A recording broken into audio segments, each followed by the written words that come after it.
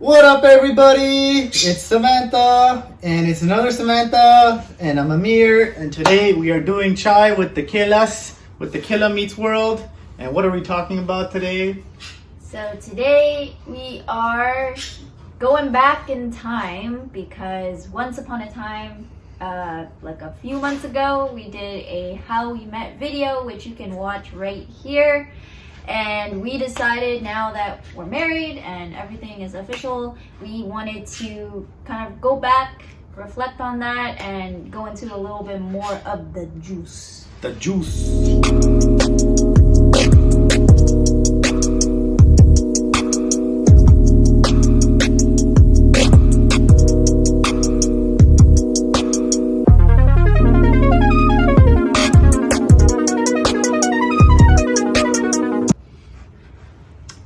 I'm so confused. Alright guys, we have a new member of the family over here. He's just gonna relax over here a little bit. But anyways, so the reason why we wanted to do this again is because the first video we did was kind of like a trial run. So we didn't actually expect that many people to watch it or whatnot. So this is why we're trying to redo it and redo it a little bit better. And since every Tuesday we're pumping out a chai with the Khelas, where we sit down and talk with our bird. Anyways, so that's why we're doing it. So let's jump into Samantha. Was volunteering at the pharmacy in Toronto at Mount Sinai as Rexall Pharmacy. And I was just, casually volunteering, wanting to gain that experience in the healthcare field. And so pharmacy was like a really easy way to do it. I was basically, what was I, like 19 or 18? 19 years old. So I was 19, fickle young teenage woman. I don't know where this is going. Point being is that Amir was my supervisor, and he was responsible for making sure that I can actually do my tasks. So that included like picking up phone calls or dealing with customers. And I remember when I was volunteering there, I was not really a people person. I'm probably still not a people person, but You're a YouTube person. I'm a YouTube person, yeah. So I was really shy and I didn't know how to interact with anybody really, especially when, you're dealing with customers on the phone. And then, he was doing his due diligence and teaching me how to do all my tasks. And yeah, it was like a very brief thing. I think I only met him for like 2 hours at most. So anyway, after that, like we never talked again, like in a year and a half. 1 year and a half later, exactly from that date, was when we like kind of made it official. Yeah, Facebook official. Facebook, ooh. I was in my end of the third year of university. We just randomly connected. I guess Amir will go into more detail about how that happened, but he slid into the DMs, and I guess the seed had been planted. And now the seed is flourishing. I'd say I gave him kind of a hard time, like leading up to dating. It was, I kept making excuses not to go on dates with you.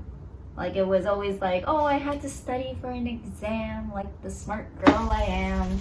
I had to go and do this, I had to do that. And so, I really like gave him a hard time in terms of like actually meeting up with him.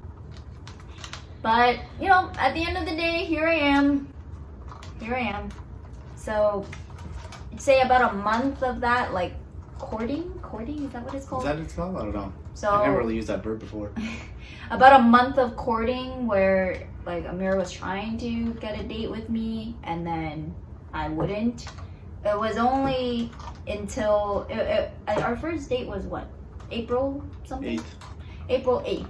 So it started at the beginning of the April month of 2017. We went on a couple dates. My first date with him was the putting edge. We went to play golf and it was really romantic and all that stuff. And he took me to a park at the end, and we shared our first kiss.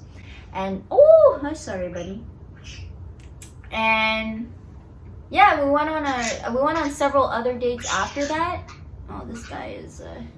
We went on several dates after that, and then up until he finally asked me to be his girlfriend, which was done in a very interesting way. He asked me to be his girlfriend via.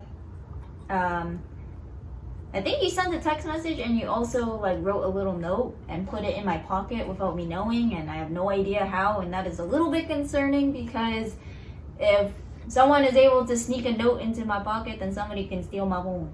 So Steal your home? steal, What? steal What? my phone. Steal my Oh, phone. phone. Anyway, so Mr. Steal your phone. Steal your home. So anyway, all in all, that's kind of where we started dating, and it was one heck of a ride. That's all I have to say. Miko left a big poop here. A big one. Welcome, Miko the Kanya. This is a conure that can live up to 40 years of age, and his name is Miko. He likes to poop everywhere, stain our couches, make a mess everywhere, wake us up at 6 in the morning. Yes, that is Miko. Anyways, intermission over. Alright, anyways. How we met from my perspective. My first introduction to this beautiful woman next to me was when our mutual friend showed me a picture of you or something, and back then you two were kind of friends, I guess, still. But anyways, I saw a picture. Fast forward a little bit, and I was told that I'm getting a new volunteer to train at the hospital. So I was told, like I was given like a heads up, and I said, okay, no problem, got this. So yeah, then you come in, like a shy little Asian girl. Pretty much what you were. I didn't know who you are, but about 3 hours we had an overlap, or 2 hours. I just basically kind of trained you. It wasn't much at that point, let's just say that. Fast forward a year and a half.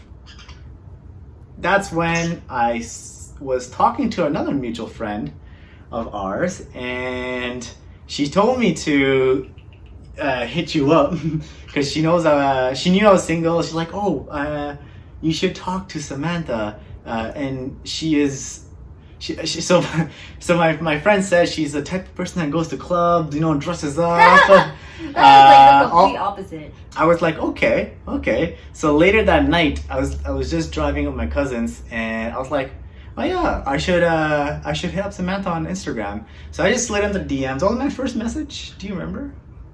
You established the connection first because you knew that I was the girl from the pharmacy. I don't remember exactly what you said though. Yeah, I would say my first DM. So I guess I did have an edge because I met you once, but that encounter was a year and a half ago. We kind of have mutual friends, but not really. Not really.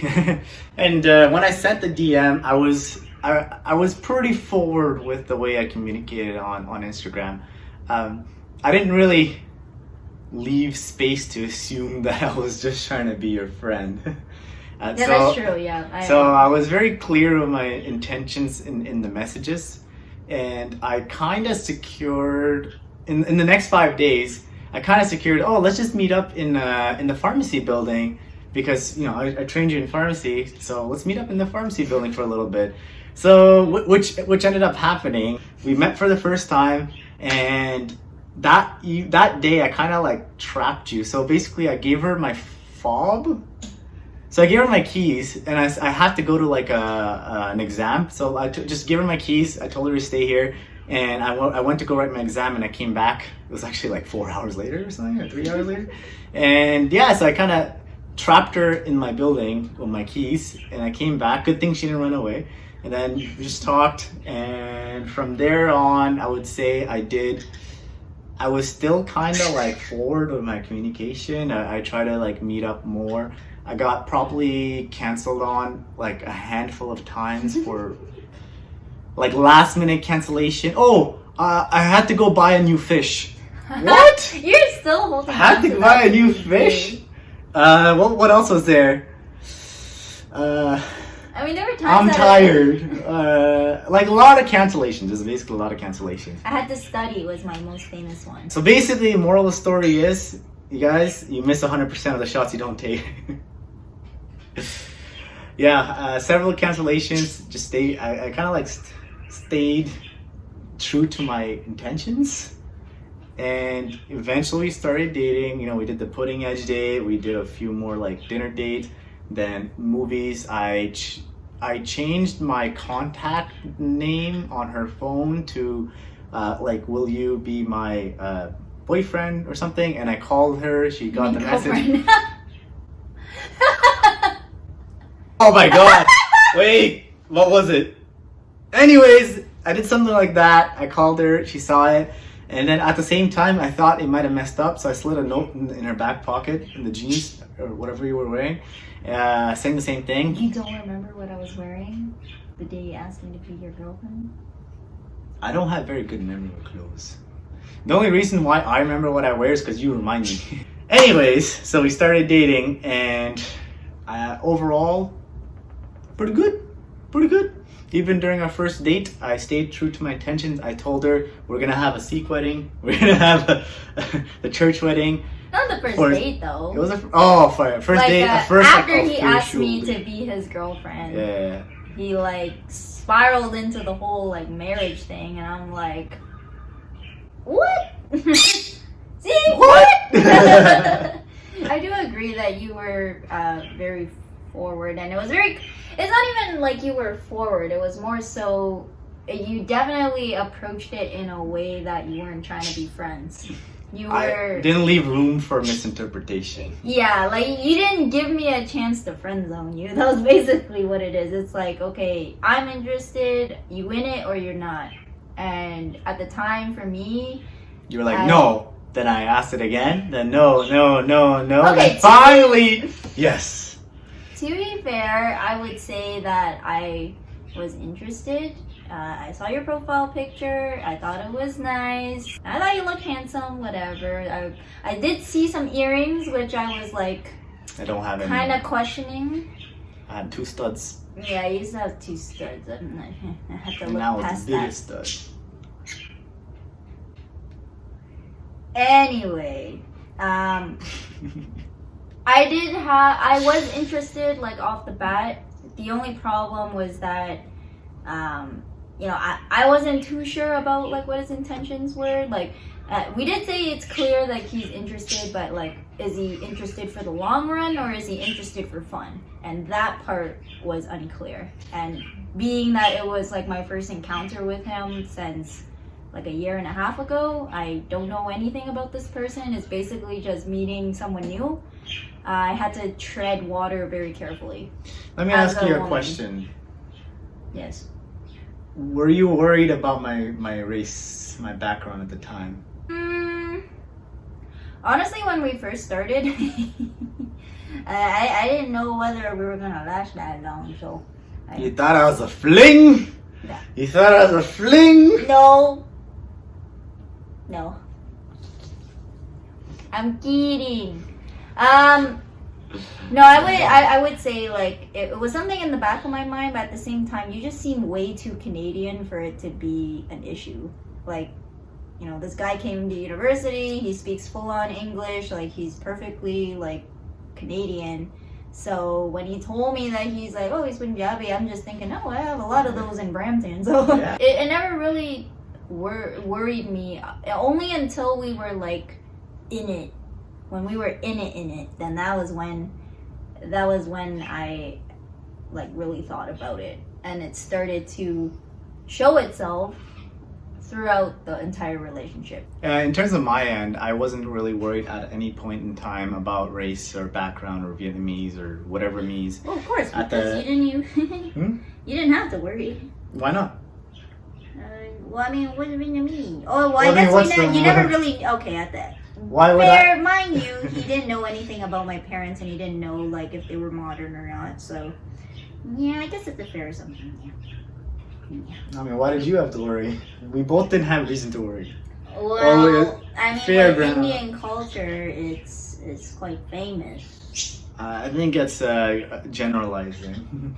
Alright, Black people run faster. True, but not everyone. I'm not sure you should be saying that on camera. I'm not sure if you should be generalizing people's races. I think that's called stereotyping. Alright. I don't know where the remote is. You have it. Oh, I completely forgot we have the remote. So moving on into our dating life, how do we? A lot of questions we get on YouTube is how did we make it work while we're not both Indian, not both, same Or thing. not both Vietnamese. It's not both same thing. Not both same thing. Yeah. How we are an interracial couple and how do we make it work? Yeah, I think I did the better part of this because I never had any complaints coming in from any side because I was always good at shooting it down. So just like how we started dating, how many times did I get rejected until we actually started dating? Like 6. During our dating life, I would say probably like 200-300 times. I had to reassure, maybe more, that our racial background being different has no issues in us getting engaged, married, or future. So my advice would be for anyone looking is just stay true to your intentions. Just as soon as you start to waver, that means you as a person are not sure of what you want. So as long as you know what you want, it is very easy to stay true to your purpose and keep pursuing. So that's what I did for the 4 years, and it was a smooth ride, very easy. How about you? So on my side of things, obviously, I did not think the way that Amir did. He's always reassured me. He's always talked and said all the things that he's mentioned now, and he's always been consistent the whole 4 years.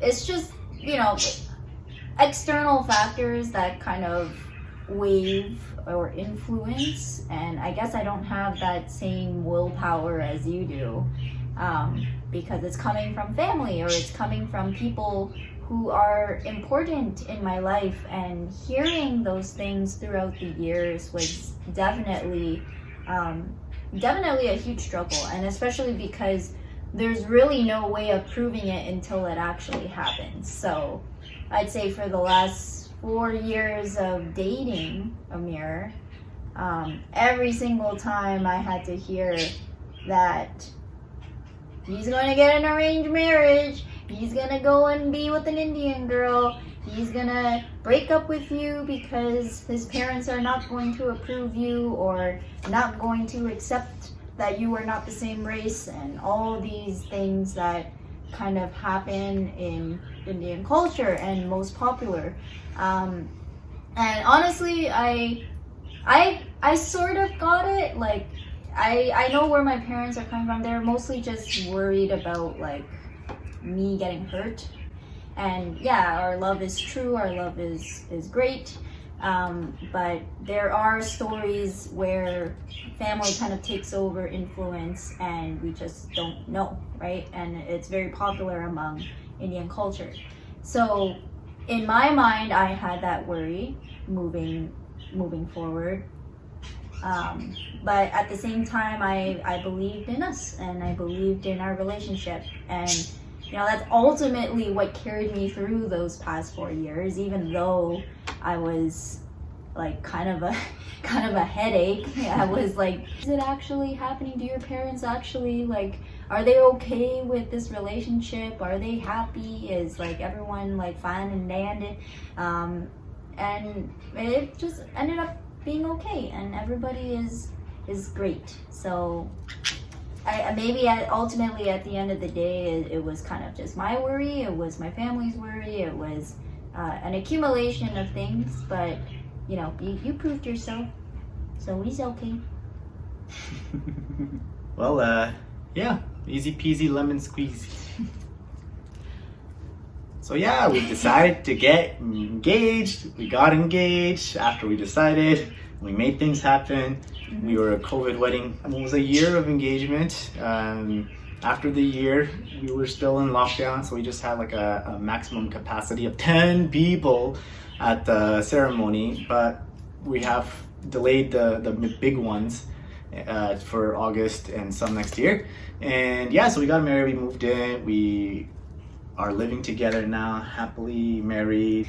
Anyway, so what I'm saying overall is we're very happy in our marriage. I love it. I mean, we're almost a month into being married now, which is insane because time has just been flying like crazy. Like I swear it was just yesterday that we were moving in and making our space and really getting it together, and then all the planning with the wedding planning, and we go into so much detail about that in our COVID stories series.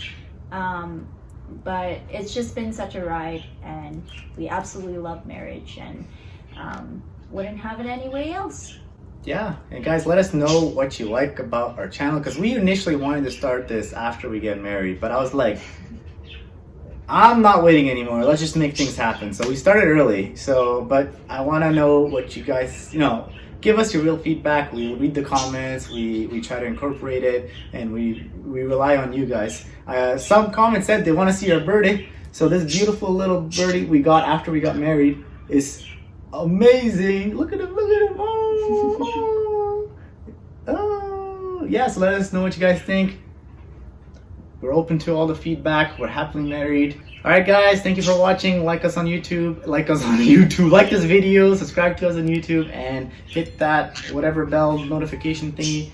And stay tuned until our next video with Kanya.